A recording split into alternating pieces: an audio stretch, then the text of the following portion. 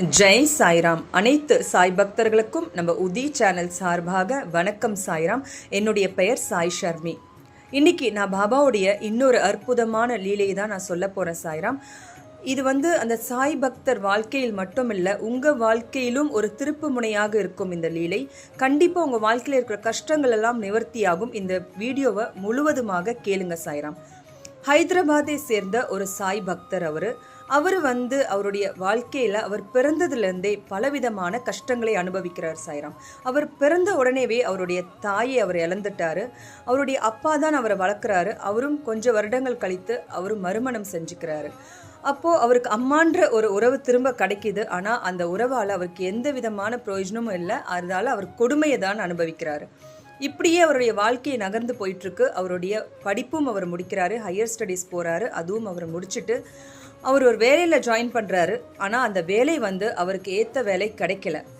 அதுக்கப்புறம் அவருக்கு கல்யாணம் ஆகுது, குழந்தைகள் பிறக்குது, 2 குழந்தைகள் பிறக்குது. ஆனாலும் அவருக்கு அவருடைய வேலைக்கான ஒரு சம்பளம், அவருக்கான ஊதியம் எதுவுமே கிடைக்கல. அதில் அவர் ரொம்ப கஷ்டப்படுறாரு. அந்த குழந்தைங்களை வளர்க்குறதுக்கே அவர் ரொம்ப கஷ்டப்படுறாரு. அவங்களுக்கு ஃபீஸ் கட்டுற நிலைமையில கூட அவர் இல்லை.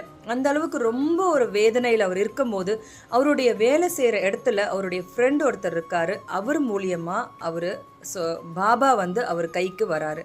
அவர் ஃப்ரெண்டு சொல்கிறாரு, நீ இந்த பாபாவோட புகைப்படத்தை கொடுத்து இந்த பாபா நீ வழிபடு, உன்னோட வாழ்க்கையில் நீ பலவிதமான மாற்றத்தை பார்க்கலாம் அப்படின்னு சொல்கிறாரு. சரி அப்படின்னு சொல்லிட்டு அந்த ஃபோட்டோ வாங்கிட்டு போய் அவர் வீட்டில் வச்சு அவர் பூஜை பண்ண ஸ்டார்ட் பண்ணுறாரு சாய்ராம்.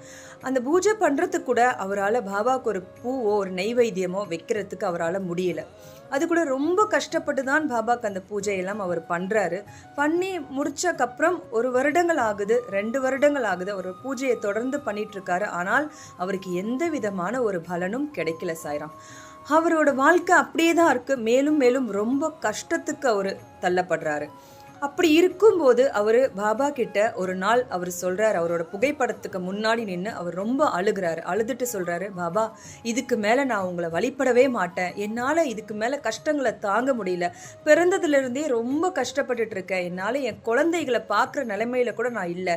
நான்லாம் உயிரோடு இருக்கிறதே வேஸ்ட்டு அப்படின்னு சொல்லிட்டு அவர் அழுகுறாராம். அழுது முடிச்சுட்டு அவர் என்ன பண்ணுறாருன்னா, இனிமேல் நான் உங்களை கும்பிடவே மாட்டேன் அப்படின்ற அந்த வார்த்தையை சொல்லிட்டு அவர் எப்போவுமே ட்ரெயினில் தான் சாய்ராம் வழக்கமாக அவரோட ஆஃபீஸ்க்கு போகிறது வழக்கமாக. அப்போ அவர் ட்ரெயினில் ஏறி உட்காந்து அவர் ஆஃபீஸ்க்கு அவர் வழக்கமாக போகிற மாதிரி அவர் போயிட்டுருக்காரு. அப்போதான் ஒரு சின்ன பையன், ஒரு 8 வயது இருக்கிற அந்த பையன் வந்தானாம். அவர்கிட்ட அண்ணா நீங்கள் டீ வாங்கிக்கிறீங்களா அப்படின்னு சொல்லி கேட்டானாம். அப்போ அவர் சொன்னாராம், எனக்கு டீ எல்லாம் வேண்டாம்ப்பா, என்கிட்ட காசு இல்லை அப்படின்னு சொன்னாராம். அப்போ அந்த பையன் சொன்னானா, அண்ணா நீங்கள் வாங்கி தான் ஆகணும், எனக்கு நீங்கள் வாங்கணும்னு சொல்லிட்டு ரொம்ப கம்பல் பண்ணி அவன் சொல்லியிருக்கான். அப்போ சொல்லும் போது அவன் என்னடா இந்த பையன் ரொம்ப கம்பல் பண்ணுறானே, இங்கேருந்து போகவே மாட்டானே அப்படின்னு சொல்லிட்டு அவரும் ஒரு 10 ரூபாய் நோட் எடுத்து கொடுத்து அந்த 1 கப் டீயை வாங்கினாரா சாய்ராம். வாங்கி குடிச்சு முடிச்சோடனே அந்த பையன் அங்கேயே நின்று அவரையே உத்து பார்த்துட்டே இருந்தானா. நான் தான் டீ வாங்கிட்டேன்ப்பா, நீ கிளம்பு அப்படின்னு சொன்னாராம். அதுக்கு அந்த பையன் சொன்னானா, இல்லை நான் கொஞ்ச நேரம் கழிச்சு தான் போவேன், அடுத்த ஸ்டாப்பிங் வரும்போது நான் இறங்குவேன் அப்படின்னு சொன்னானாம். சரி அப்படின்னு சொல்லிட்டு அவரும் விட்டுட்டாராம். அப்போ அந்த அடுத்த ஸ்டாப் அவன் இறங்குறதுக்கு அந்த ஸ்டாப் வரும்போது கரெக்டாக அவன் என்ன பண்ணானா, அந்த சாய் பக்தர்கிட்ட போய் ஒரு பேப்பர் சாய்ராம், ஒரு சின்ன ஒரு துண்டு பேப்பர் எடுத்து ரோல் பண்ணி அவர் கையில் கொடுத்துட்டு அவர் கையை அவனே ஓப்பன் பண்ணி அந்த கையில் உள்ள வச்சுட்டு அவன் ரொம்ப ஃபாஸ்ட்டாக ஓடி போயிட்டானான். இவரும் என்ன அப்படின்னு கேட்கறதுக்கு முன்னாடி அந்த பையன் அங்கே காணுமா. அவர் ஏந்திரிச்சு போய் கொஞ்சம் தூரம் பார்க்குறாரு, அந்த பையன் அங்கே மறைஞ்சிட்டானாம். அவ்வளோ சீக்கிரம் அந்த பையன் அங்கே போகிறதுக்கான வாய்ப்பே கிடையாதான். ஏன்னா அந்த ட்ரெயினில் அவன் இறங்கி அவரும் இப்படி எட்டி பார்க்குறானா. அந்த பையன் அவரோட கண்ணுக்கே தெரியலையா சாய்ராம். அப்படி இருக்கும்போது சரி அப்படின்னு சொல்லிட்டு அவர் என்னதான் அந்த பேப்பரில் இருக்கும்னு சொல்லிட்டு அவர் ஓப்பன் பண்ணி பார்க்குறாராம். அதில் ஒரு அற்புதமான ஒரு ஸ்லோகம், ஒரு மந்திரம். அந்த மந்திரம் அதில் இருக்காம். ஒரு 8 வரிகளில் அந்த மந்திரம் இருக்கான் சாய்ராம். இது என்னவா இருக்கும், ஒன்றுமே புரியலையே அப்படின்னு சொல்லும் போது அந்த மந்திரத்து மேலே கஷ்ட நிவர்த்தி மந்திரம் அப்படின்னு போட்டிருக்கான். அது கீழே எழுதியிருக்காம், இந்த மந்திரம் யாரு கையிலலாம் போய் சேரணுமோ அவங்களுக்கு தானாக போய் சேரும் அப்படின்னு சொல்லி இருக்காம். அது பின்னாடி அந்த ஷீட்டில் பார்த்தீங்கன்னா சாயி பாபா அப்படின்னு இருக்கான் சாய்ராம். இதை பார்த்த உடனே அவருக்கு ரொம்ப மிகப்பெரிய ஒரு ஆச்சரியம். இது என்னவா இருக்கும், பாபாவோட பேர் போட்டிருக்கே, இந்த பையன் யாரா இருப்பான், அவருக்கு எதுவுமே புரியல. சரி அப்படின்னு சொல்லிட்டு அவரோட ஆஃபீஸோட ஸ்டாப்பிங் வந்துருச்சு. அவர் இறங்கிட்டாரு, அவரோட வேலைக்கு அவர் போயிட்டு எப்போதும் மாதிரி அவர் வீடு திரும்பிட்டாரு. வீடு திரும்பி வந்து நேராக எந்த பாபாவை கும்பிடவே மாட்டேன் அப்படின்னு சொன்னாரோ அதே பாபா புகைப்படத்துக்கு முன்னாடி போய் உட்கார்றாராம். உட்காந்து அந்த சீட்டை எடுத்து திரும்ப பிரித்து பார்க்குறாராம். இது என்னவா இருக்கும், சரி ஒருவேளை பாபாவே வந்து இதை நம்மளுக்கு கொடுத்துருப்பாரோ அப்படின்ற ஒரு இதில் அவர் அந்த மந்திரத்தை சொல்ல ஆரம்பிக்கிறாராம் சாய்ராம். அப்போதான் அவர் வாழ்க்கையில் அவருக்கு ஒரு நிம்மதியே கிடைக்குதாம். அந்த மந்திரத்தை சொல்லி முடிச்சக்கப்புறம் ஏதோ ஒரு பயங்கரமான ஒரு நிம்மதி அவருக்கு கிடைக்குதாம் சாய்ராம். அப்புறம் இந்த மந்திரத்தை தொடர்ந்து ஒரு வாரம் 2 வாரம் சொல்லிகிட்டே இருக்காராம், ஒரு நாளைக்கு ஒரு தடவை. அவருக்கு ஏதோ அவர் வாழ்க்கையில் பயங்கரமான ஒரு சந்தோஷம் திரும்ப பிறக்கிற மாதிரி அவருக்கு தோணுதான். அந்த 2 வாரம் கழிச்சு அவர் யோசிக்கிறாராம், இந்த மந்திரத்தை ஒரு தடவை சொல்லும் போதே நம்மளுக்கு ஏதோ உடம்பெல்லாம் நல்லா இருக்கே, மனசெல்லாம் நல்லா இருக்கே, இதை நம்ம ஒரு நாளைக்கு ஒரு 3 தடவை 4 தடவை சொல்லி பார்க்கலாமேன்னு சொல்லிட்டு அவர் அந்த மந்திரத்தை கண்டினியூவாக நிறைய தடவை சொல்ல ஸ்டார்ட் பண்ணுறாரா சாய்ராம். அவர் சொல்ல ஒரு 3 வாரம் 4 வாரம் கழிச்சு அவருக்கு அவரோட ஆஃபீஸில் பதவி உயர்வு கிடைக்குதாம். அவர் மிகப்பெரிய சந்தோஷப்படுறார். எப்படி இது சாத்தியம், இத்தனை வருடங்களாக எனக்கு கிடைக்காத ஒரு விஷயம் இந்த மந்திரத்தினால எனக்கு கிடைக்குதே அப்படின்னும் போது அந்த மந்திரத்தை ரொம்ப சொல்ல அவருக்கு அதுக்கப்புறம் ஒரு டிரான்ஸ்ஃபரும் வருதாம். அந்த டிரான்ஸ்ஃபர் வந்து பார்த்தீங்கன்னா வேற ஊருக்கு இதோட அதிகமான சம்பளத்துக்கான டிரான்ஸ்ஃபரும் வருதாம்.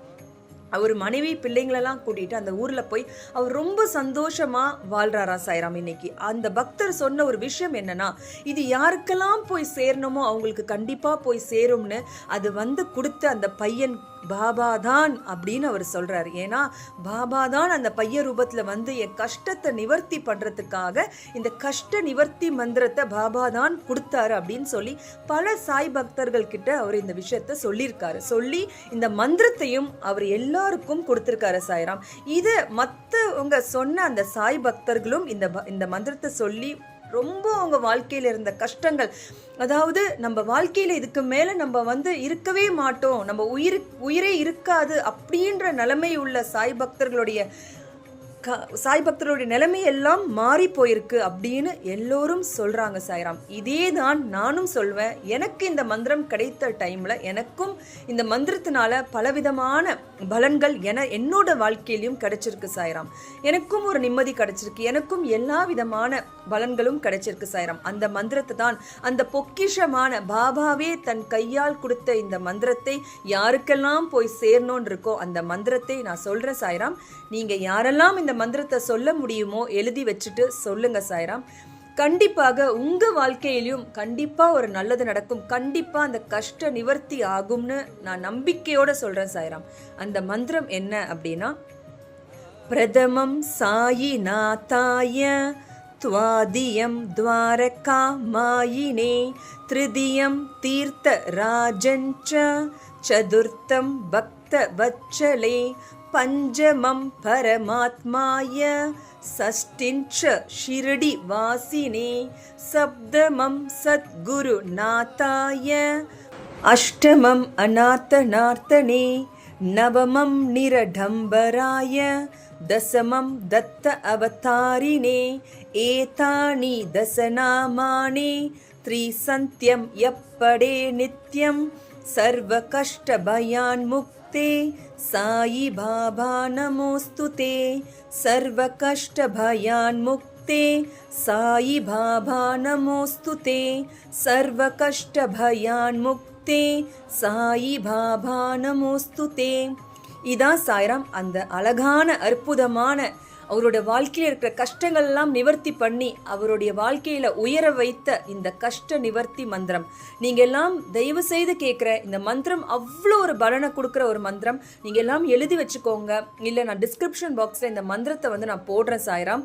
கண்டிப்பா நீங்க இதெல்லாம் எழுதி வச்சு நீங்க படிங்க. அதுவும் இந்த மந்திரம் வந்து நான் வந்து எப்படி சொல்லுவேன் அப்படின்னா, விளக்கேற்றுற டைம்ல கரெக்டாக அந்த விளக்கை ஏற்றும் போது அந்த மந்திரத்தை சொல்லி ஏற்றும் போது கண்டிப்பாக உங்க வாழ்க்கையில் பல மாற்றங்கள் கிடைக்கும் சாய்ராம்.